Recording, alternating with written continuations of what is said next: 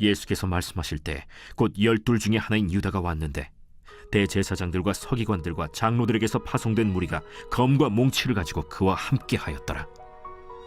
예수를 파는 자가 이미 그들과 군호를 짜 이르되, 내가 입맞추는 자가 그이니 그를 잡아 단단히 끌어가라. 이에 와서 곧 예수께 나와 라비어. 하고 입을 맞추니 그들이 예수께 손을 대어 잡거늘 곁에 서 있는 자 중에 한 사람이 칼을 빼어 대제사장의 총을 쳐 그 귀를 떨어뜨리니라. 너희가 강도를 잡는 것 같이 검과 몽치를 가지고 나를 잡으러 나왔느냐? 내가 날마다 너희와 함께 성전에 있으면서 가르쳤으되 너희가 나를 잡지 아니하였도다. 그러나 이는 성경을 이루려 함이니라. 제자들이 다 예수를 버리고 도망하니라. 한 청년이 벗은 몸에 배 혼니부를 두르고 예수를 따라가다가 무리에게 잡히매 배 혼니부를 버리고 벗은 몸으로 도망하니라. 여러분 반갑습니다. 오늘도 큐티로 여는 기막힌 하루입니다. 본문 말씀 마가복음 14장 43절부터 52절 말씀입니다. 오늘 우리는 말씀을 통해서 각기 다른 이유로 예수님을 배반한 사람들의 모습을 봅니다. 왜 그들은 예수님을 배반했는지를 보면서 우리도 얼마든지 예수님을 배반할 수 있는 자라는 것을 알고 두려운 마음으로 회개하고 끝까지 주를 쫓는 참된 제자가 될 수 있기를 바랍니다. 첫째로 가룟 유다입니다. 43절에서 45절입니다. 예수께서 말씀하실 때에 곧 12 중에 하나인 유다가 왔는데 대제사장들과 서기관들과 장로들에게서 파송된 무리가 검과 몽치를 가지고 그와 함께 하였더라. 예수를 파는 자가 이미 그들과 군호를 짜 이르되 내가 입맞추는 자가 그이니 그를 잡아 단단히 끌어가라 하였는지라. 이에 와서 곧 예수께 나와 라비어하고 입을 맞추니. 성경에서 가장 악한 인물을 뽑으라고 한다면 단연코 가룟 유다라고 할 수 있을 것입니다. 그의 악랄함은 다른 것에 있지 않습니다. 그는 남들은 가지고 싶어도 가지지 못하고 누리고 싶어도 누리지 못하는 제자의 특권을 누렸습니다. 3년 동안 하루 24시간 일주일 내내 예수님 곁에서 예수님의 관심과 사랑을 받았던 사람이 가룟 유다입니다. 그런 그가 예수님을 십자가에 못 박는데 가장 선두에 섰다는 것은 그가 얼마나 사악하고 악랄하고 이기적이고 냉혹한지를 알 수 있습니다. 오늘 우리 시대에서 관점에서 이 사람의 심리 검사를 할 수 있다면 아마도 높은 확률로 사이코패스나 소시오패스 진단을 받지 않았을까 생각이 들 정도입니다. 그래서 도대체 왜 가룟 유다는 예수님을 팔았는가에 대해서 연구하는 학자들이 많고 논문들도 많이 있습니다. 그러나 모든 사람들이 동의하는 가룟 유다가 예수님을 팔게 된 가장 직접적인 이유가 있습니다. 그것이 바로 돈입니다. 이 사람을 어떻게 정의할 수 있을까요? 성경은 이 가룟 유다를 한마디로 표현하기를 그는 도둑이라고 합니다. 요한복음 12장 6절 말씀에 보면 그는 도둑이라 돈괴를 맞고 거기 넣는 것을 훔쳐가밀어라고 말씀하고 있습니다. 가룟 유다는 수와 계산에 밝았던 사람이었던 것 같습니다. 그래서 예수님은 그에게 사람들이 낸 헌금을 맞는 오늘날로 치면 재정부장의 역할을 맡겼습니다. 그런데 충격적이게도 그는 사람들의 헌금을 지속적으로 빼돌려서 자기 것으로 취하고 있었던 것입니다. 그래서 성경은 그를 도둑이라고 분명하게 고발하고 있는 것입니다. 하나님께 드린 헌금까지도 빼돌렸다면 간유다의 돈에 대한 집착은 거의 병적인 수준이라는 것을 짐작할 수 있습니다. 이미 그때부터 유다가 돈 때문에 예수님을 배반할 조짐이 보였던 것입니다. 유다는 인생의 목적이 돈이었고 하나님보다 돈을 우상 삼았고 돈을 사랑했습니다. 그 결과로 가룟 유다는 돈 때문에 예수님을 배반하고 구원을 잃어버렸습니다. 그래서 바울이 디모데 전서에서 돈을 사랑함이 일만하게 뿌리라고 경고했던 것은 틀림없이 이 가룟 유다를 염두하고 기록된 말씀이라고 생각합니다. 성경에는 가룟 유다 외에도 돈 때문에 하나님을 배신한 사람들의 이야기가 많이 나옵니다. 구약의 아간, 이스라엘의 초대왕 사울, 아나니아와 삽비라, 그리고 간인 유다, 이들 모두 돈을 사랑하다 멸망에 이른 사람들입니다. 돈 그 자체가 나쁜 것이 아닙니다.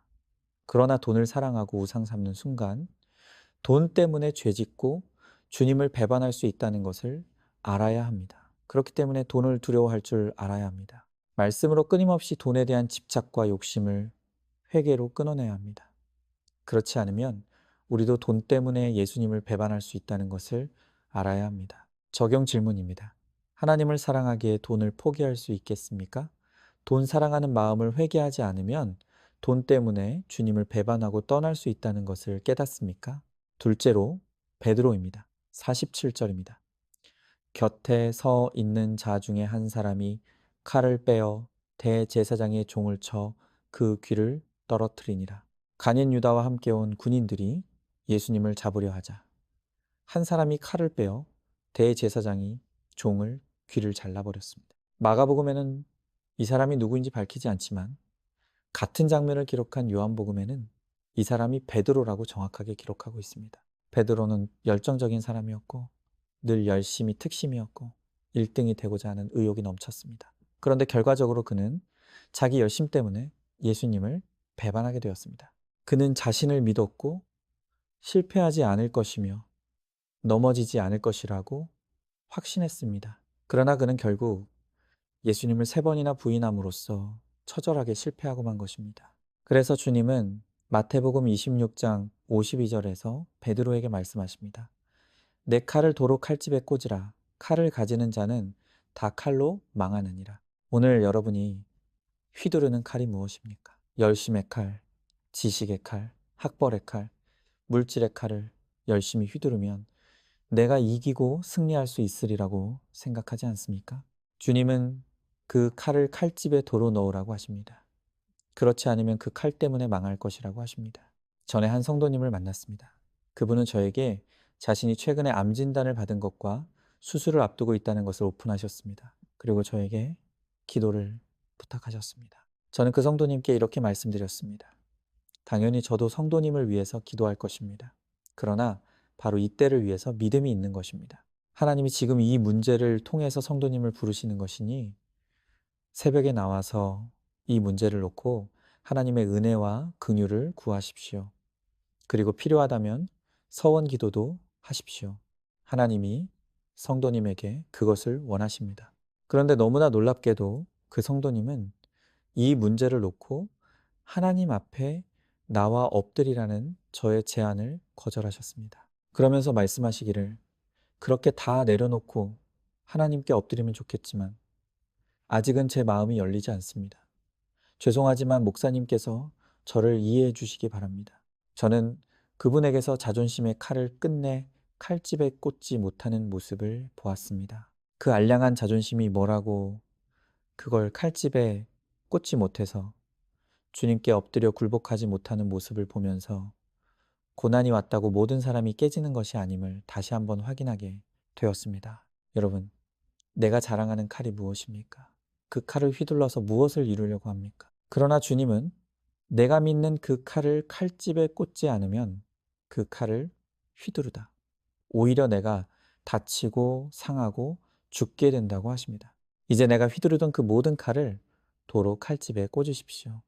그리고 빈손으로 주님께 나와 주의 은혜와 긍휼을 구하십시오.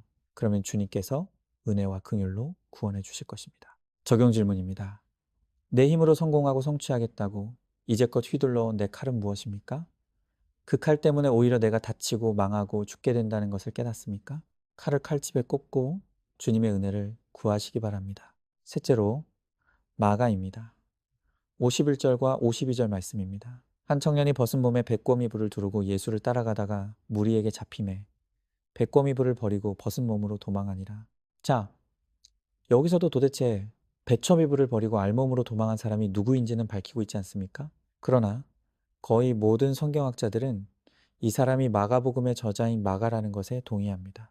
그렇게 생각하는 이유는 일단 마가복음 외에 그 어떤 복음서에서도 이 이야기를 다루지 않고 있고 짧은 구절이지만 자신이 경험하지 않고서는 할 수 없는 매우 구체적인 진술을 하고 있기 때문입니다.